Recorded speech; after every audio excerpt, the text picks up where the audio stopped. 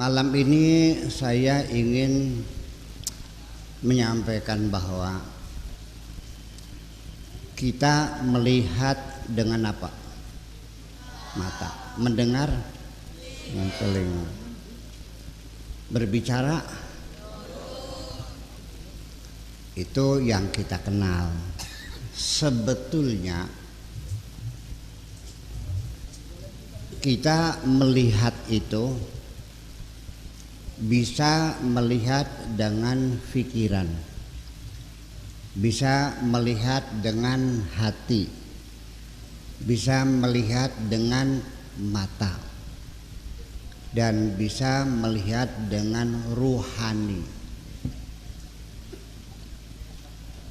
Mana yang lebih tepat penglihatan kita? Ternyata bukan dengan mata, tapi penglihatan hati.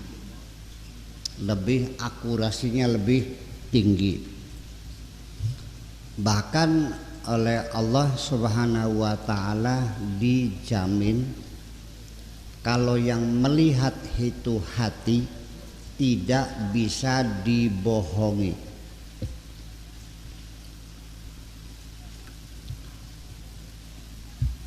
Kata Tuhan mengatakan di dalam Al-Qur'annya, maka dzabal fuadu ma ra'a. Tidak bohong apa yang dilihat oleh hati. Hati kita tidak bisa ditipu. Hati kita bisa melihat yang sebenarnya. Akurasinya dijamin, Allah yang menjamin. Kalau kamu melihatnya dengan hatimu, maka penglihatanmu tidak bisa dibohongi. Akan tetapi ketika melihatnya dengan mata, sering gak anak-anak melihat sesuatu ternyata tidak betul penglihatannya? Sering gak mata kamu kebobodo? Pernah gak melihat orang yang kelihatannya kayak orang alim, orang soleh, ulama besar, ternyata penipu? Pernah nggak? Ini mata yang melihat. Asal pakai jilbab kan gitu, sama bawa tasbih, dikiranya imro'ah solihah, ternyata pelacur gedean. Mungkin nggak? Sering. Itu mata kita sering dibohongi. Oleh karena itu, malam ini saya ingin mengajak bapak-bapak, ibu-ibu sekalian. Nah, ibu-ibu tadinya biasa duduk di sini, kan di mana duduknya? Sana, jauh. Halo, assalamualaikum. Ya, saya ingin mengajak bahwa jangan lagi mempercayai penglihatan mata kita. Kita pernah tertipu sekali oleh orang. Mungkin gak kita ketipu lagi oleh orang itu kedua kali? Gak bisa, udah. Sekali ketipu untuk selamanya kita tidak percaya lagi. Tetapi ketika penglihatan mata kita yang tertipu, kita masih ngotot bahwa saya melihat sendiri. Pernah gak dengar berita bohong? Masih dipercaya juga telinga kamu? Nah, ini persoalannya. Jadi oleh karena itu, malam ini saya ingin mengajak kita melihat dengan sesuatu yang lebih pasti, yaitu bagaimana hati kita bisa melihat. Kalau hati kita melihat, dijamin oleh Allah, maka dzabal fuadu ma ra'a. Tidak bohong apa yang dilihat oleh hati. Nah, banyak hal kita tidak bisa melihat. Ternyata kata Al-Quran lagi, yang buta itu bukan matamu, matamu melihat, tetapi yang buta itu hatimu.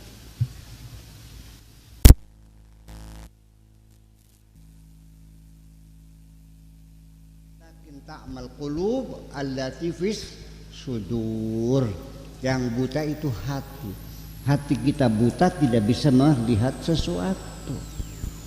Itulah makanya ketika kita hidup di dunia mencari kebenaran hanya mengandalkan penglihatan mata, maka kita selalu tertipu. Udah paham?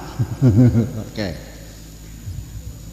Nah, sekarang apa yang kita lihat adalah manusia sekitar kita. Manusia sekitar kita ada yang baik enggak? Yang jahat ada enggak? Yang jujur, yang tukang bohong, yang suci, yang tukang melacur? Bisa enggak dilihat dengan mata kejujuran orang? Bisa lihat dengan mata, dilihatnya dengan hati. Bisakah kesolehan orang dilihat dengan mata? Nggak bisa. Dengan apa melihatnya? Dengan hati.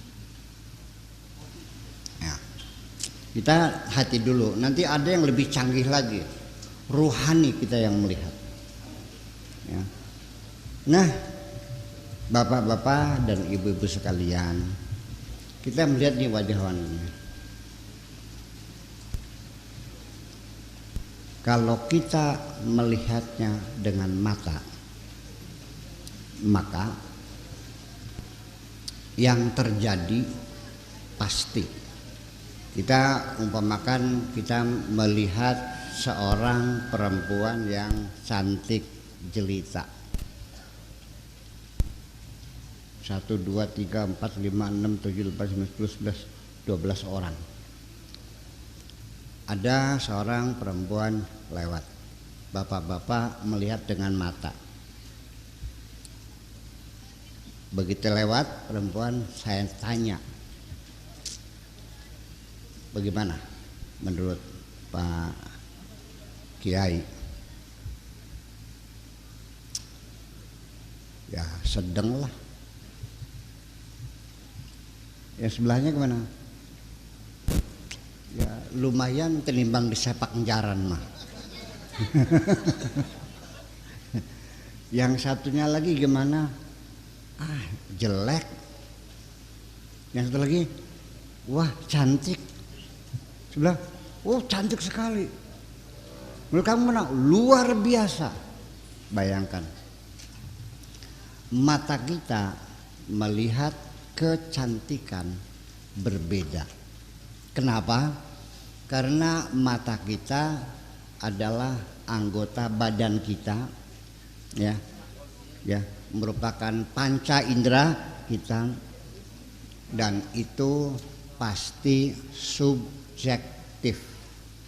Ngerti? Subjektif.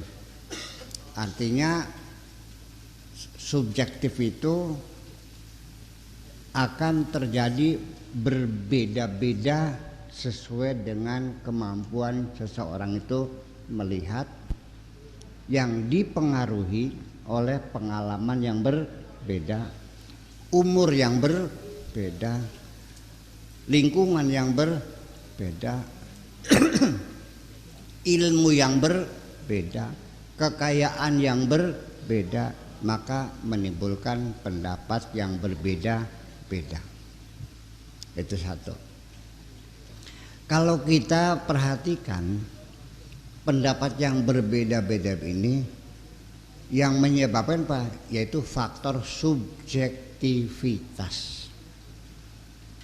Yang mengatakan sedang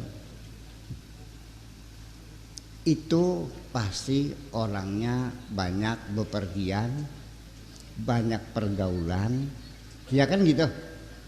Sehingga dia punya perbandingan, perempuan ini dibandingkan dengan yang lain. Oh segitu mah dipegagan mah ya sedang lah. Ya kelas semon mah pating gelitik kan kan. Ya. Yang mengatakan cantik sekali ini dipertanyakan. Ini tidak salah.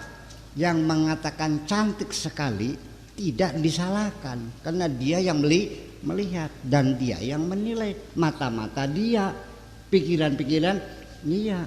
Jadi kalau mengatakan cantik sekali jangan disalahkan karena melihat dengan matanya tidak sama dengan matamu. Cuman kita mesti harus mencari tahu kenapa dia punya cantik sekali, karena dia terlalu lama tinggal di Kongo, Suasmat. Iya, jadi cantik sekali. Nah, yang bilang jelek sekali karena terlalu lama tinggal di Perancis, ya kan? Nah itulah makanya. Nah sekarang saya nanya, saya pinter nggak? Lah tergantung nantinya. Kalau yang menilai itu profesor doktor yang ada di Perancis, ya mungkin mengatakan lah cuma umum lah gitu. Tapi yang pegagan, waduh pinternya bukan mahanya, wong pegagan ngarannya. Itulah subjektivitas semacam itu perlu kita waspadai. Selagi kita menggunakan mata, maka penilaian kita pasti akan subjektif. Atau ditambah lagi relativitas kenisbian kecantikan, bahwa sampai sekarang belum ada patokan duga sekian ukuran yang pasti yang cantik itu bagaimana ngukurnya, tidak ada ukurannya. Betul nggak? Sekalipun pada waktu pemilihan Miss Universe, okay? Apa Miss Universe? Ratu kecantikan dunia. Itu setiap saat ada pemilihan dan itu jurinya itu adalah orang-orang ahli semuanya, kaliber dunia. Kemudian aturannya ada. Jadi poin-poin kriteria-kriteria yang menjadi bahan penilaian ada 3. Nih, saya tahu. Ada 3 kolom penilaian. Itu disebut dengan triple B. Triple B. B itu behavior, tingkah laku, sopan santun, penampilan, behavior. Kemudian yang kedua brain, kecerdasan otaknya. Yang ketiga baru beauty, kecantikannya. Yang behavior ukurannya adalah bagaimana cara dia berjalan. Ya. Apa jalannya digasruk dah? Ya, apakah matanya tilang-tilong barangkali? Apa digeol-geol? Ya kan begitu. Nah, cara berjalan yang paling bagus seperti jalannya entong. Tahu entong? Ketawa lu. Kayak berubah itu. Gitu. Ya, kayak jalannya entong. Oke, itu dari sisi behavior. Ada ukuran standarnya. Kemudian dari ukuran brain, kecerdasan, pengetahuan bahasanya, pengetahuan umumnya, kita geografis, sejarah, antropologi, semuanya kecerdasannya. Jadi bukan hanya cantik aja.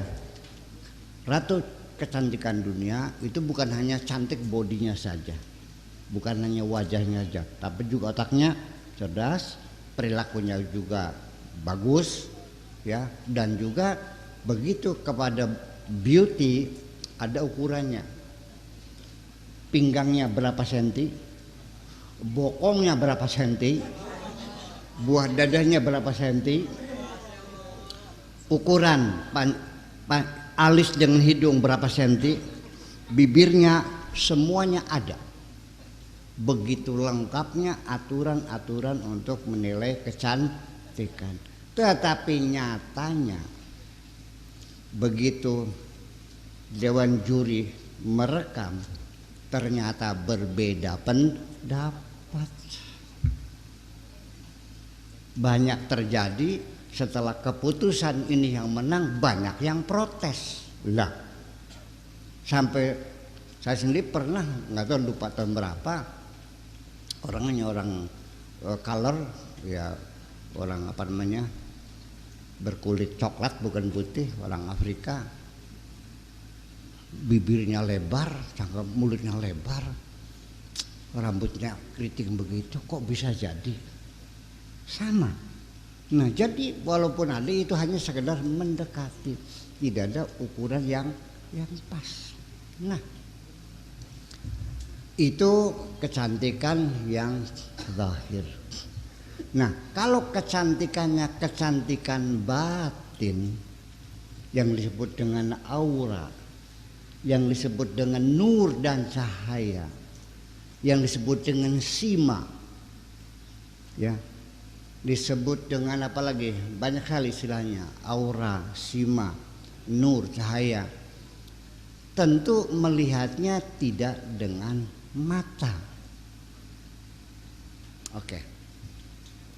Ini anak-anak di sini dan ini orang tua pasti tidak sama. Anak sing pesek, ada yang mancung, ada yang menonjol seperlunya, kan ada yang bulat, ada yang lonjong. Nah, semua ini terlepas dari bentuk kecantikan yang relatif itu, ada kecantikan inner beauty, kecantikan dalam yang disebut dengan aura, dengan nur, dengan cahaya. Bapak-bapak pernah nggak melihat muka orang? Kenal juga enggak? Baru pertama kali ketemu, tapi kok hawanya nyemengit, tidak menyenangkan. Pernah nggak? Nah, berarti nyambung nih. Pernah nggak ketemu sama orang kok wajahnya cakep banget, ukuran hidung sama seperti kita, wajah sama, tapi mengagumkan, menyejukkan hati, kita senang, bahkan sampai kita merindukan. Pernah nggak begitu? Nah, apa itu? Nah, itulah namanya nur, cahaya yang bersinar dari wajah seseorang sebagai pantulan. Jadi nanti yang namanya cakep tuh bukan ukuran hidungnya, tapi the inner beauty, kecantikan yang ada di dalam diri kita. Nah, ini dengan wajah yang ceria, wajah yang cerah, yang menyejukkan, wajah yang damai, wajah yang menyenangkan, ini berkaitan dengan kenyamanan hidup kita, di mana saja dihormati orang, betul nggak? Kita dimuliakan orang, dalam berbisnis juga kita dapat peluang-peluang yang lebih banyak, hubungan dengan rezeki, dengan pergaulan dan sebagainya, karena kita membawa wajah yang cemerlang semacam itu. Paham? Oke. Pengen beli mengkonon? Pengen nggak? Oke. Pengen tahu ilmunya? Kira-kira wajahmu cemerlang, yang bercahaya, bersinar. Saya ingin menyampaikan banyak, tapi yang penting-penting aja dulu. Pertama, kalau ingin engkau tampil wajahmu menyenangkan, kalau orang wajahnya menyenangkan, itu namanya rai yuni kembang. Wajah yuni kembang. Kalau yang nyemengit, nyebelin tuh, kena juga enggak kok, tapi kok nyebelin banget bukannya, namanya yuni kentut. Kena juga enggak. Ya, kepengen enggak yuni kentutnya dibuang? diganti dengan jenis kembang. Satu, banyak berwudu. Kenapa? Cahaya kita dengan wudu. Wudu itu asalnya dari wada'ah. Wudu itu dari wadu'a, wada'ah. Artinya bersinar, cahaya. Awas. Wudu itu adalah maknanya cahaya. Dari kata wada'ah. Jadi orang yang sering berwudu, udah lagi aja minimal sehari berapa kali wudu? Berapa? 6 kali. 5 kali. Oh, katanya bayangan dengan 6. Ya. Kenapa? Kita tinggal di Pegagan, di pinggir jalan bebas, sebelah situnya jalan tol. Knalpot berderu, mengeluarkan timah hitam. Angin muter-muter membawa debu-debu. Pengen tahu?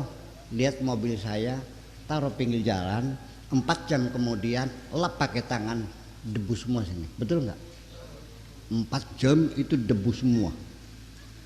Wajah kita sama nggak? Sama.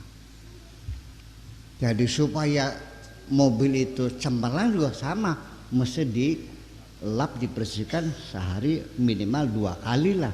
Tapi karena wajah kita dari kulit ini akan lebih banyak melekat debu-debu yang berterbangan ini, maka sehari 5 kali.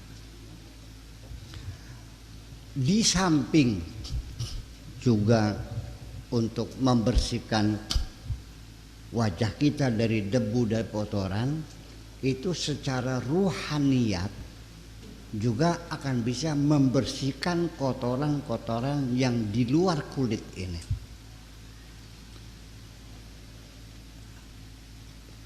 Artinya seharusnya kalau kita lihat di Al-Quran lagi, kan Allah mengatakan inna sholata tanha anil fakhsya'i wal munkar.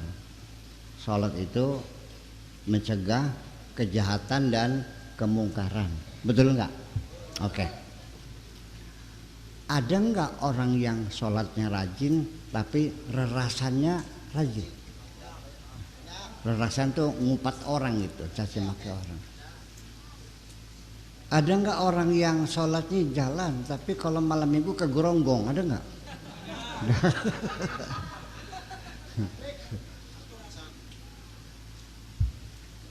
Sholatnya rajin tapi rentenir juga.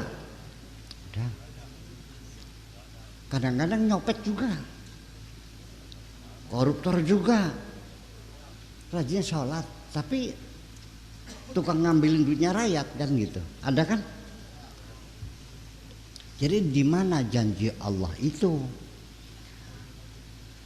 Padahal setiap hari muka kita dicuci, mulut kita dibersihkan, hidung kita dibersihkan, telinga dibersihkan, lipatan-lipatan tangan semua dibersihkan. Kenapa tidak ada pengaruhnya terhadap perilaku kita?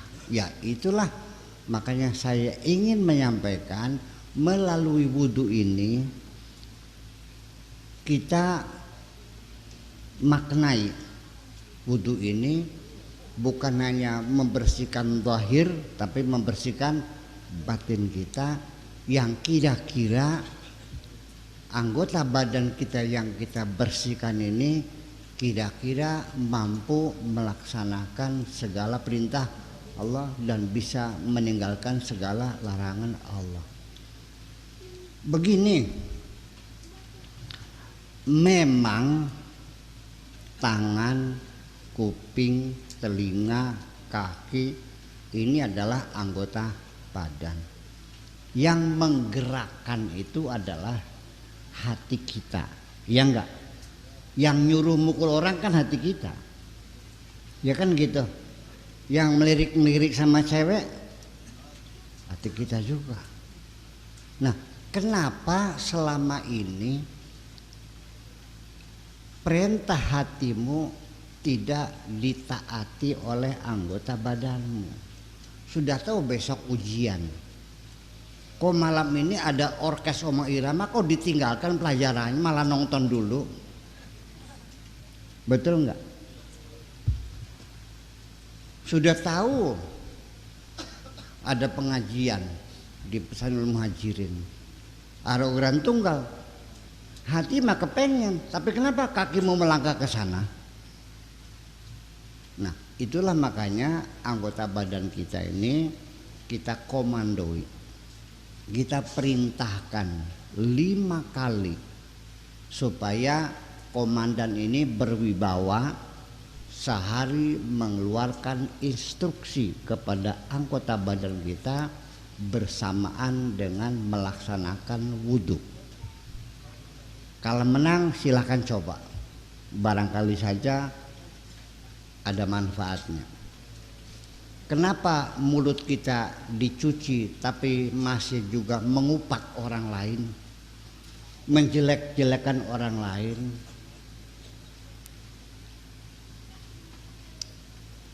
Mulai besok bapak-bapak, ibu-ibu ketika berwudu jangan menghitung 1, 2, 3. Katakan begitu berkumur-kumur, wahai mulutku, katakan yang benar. Kuprut, kuprut, kuprut, prot. Berkumur yang kedua, wahai mulutku, katakan yang benar. Kuprut, kuprut, prot. 3 kali mulut kita diperintah sekali wudu. Kali 5 kali, berarti berapa kali instruksi? 15 kali. Masa nggak nurut-nurut? Ya. Udah. Ketika kita mencuci muka, hidung ya, katakan wahai hidungku, sedotlah aroma yang harum-harum. Ya kan? Ketika kita mencuci muka, bapak-bapak kalau wudhu mencuci muka, kenapa dihitungin 1, loro, 3, kenapa ngitung? Cobalah ketika wudhu, wahai wajahku, menghadaplah kepada Allah. Inni wajjahtu wajhiya lillazi fataras samawati wal ardh. 3 kali sekali wudhu kita perintahkan muka menghadap Allah. Begitu enggak kalau wudhu? Enggak. Gimana? Ngitung ya? 1, loro, 3 gitu. Pantes. Ketika kita mencuci tangan, wahai tanganku, laksanakan segala perintah Allah. Ketika kita mengusap kepala, wahai kepalaku, pikirkan kebesaran Allah. Dan ketika kita mencuci kaki, wahai kakiku, melangkahlah di jalan Allah. Terus setiap hari kita komandoi anggota badan kita, insya Allah yang tadinya binal, lama-lama insya Allah nurut. Amin. Nah, itu wudhu. Di samping untuk pembinaan ketaatan kita kepada Allah, juga wudhu itu akan menimbulkan sinar yang cemerlang yang kita rasakan. Melihatnya tidak dengan mata, Pak, dengan hati kita. Saya bisa membedakan perempuan yang cantik jelita, pipinya diamplas, di skincare di sana setiap hari, ya kan? Pakai shadow, pakai maskara, alisnya tebal, ya kan gitu.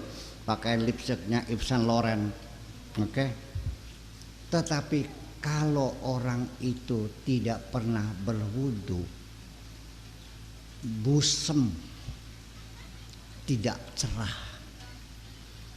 Tapi kalau orang yang tiap hari berwudu, sekalipun orangnya hitam manis. Kalau hitam manis itu pandang tak jemu. Anak-anak nggak paham lagu hitam manis pandang tak jemuk ya, belum lahir kamu ya.